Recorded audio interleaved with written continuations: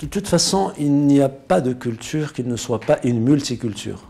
Ça, il ne faut jamais croire, penser que la culture est pure et sont les autres.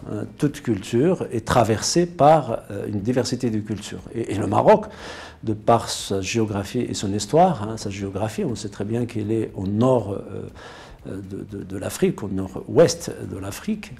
Il y a des populations qui proviennent de différentes régions de l'Afrique qui arrivent jusqu'au Maroc, et c'est l'océan et c'est la mer Méditerranée, donc en fait, elles s'installent souvent au Maroc. Et tous ces provenances-là ont fini par créer au Maroc une population métissée, une population diversifiée, et donc une population porteuse de références plurielles.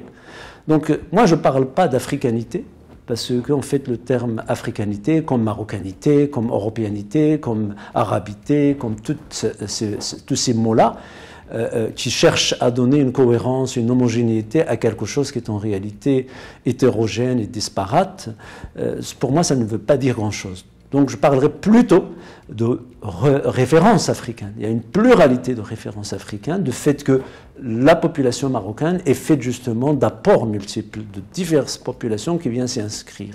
Donc la culture marocaine est plurielle et elle est alimentée sans cesse par ces sources multiples.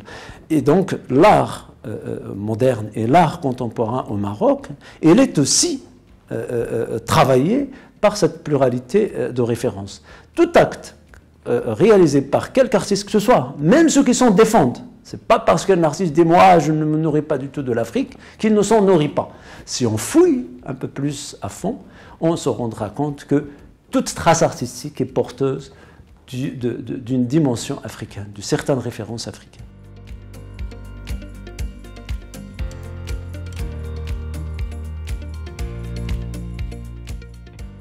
À partir du moment où la culture marocaine et son art est porteur de références africaines, devient automatiquement un vecteur, puisqu'il rapproche le pays des autres populations.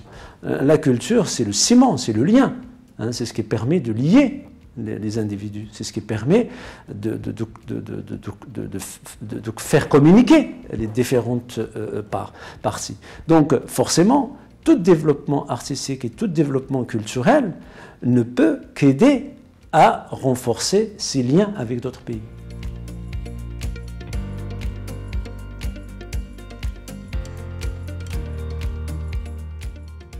Ça n'a pas toujours été le cas, c'est-à-dire bien évidemment, le mouvement de l'histoire a fait que les populations se sont installées, mais il y a eu dans l'histoire, évidemment, des guerres, il y a eu des drames, il y a eu l'esclavagisme, ça existe, il y a eu beaucoup de choses qui ont aussi contribué à la formation plurielle de la culture marocaine. Mais ce qui est intéressant, c'est que ces dernières années, on assiste à une politique volontariste. C'est-à-dire que le pays investit considérablement dans la promotion de la culture ou des cultures africaines. L'exemple le plus frappant, on vient juste de clôturer Rabat, capitale de la culture africaine.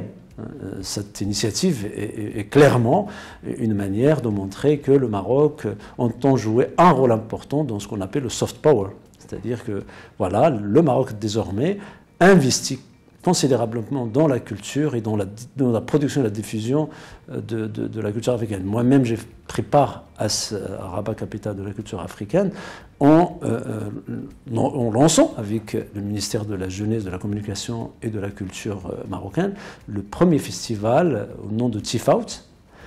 Ce festival est dédié aux arts numériques.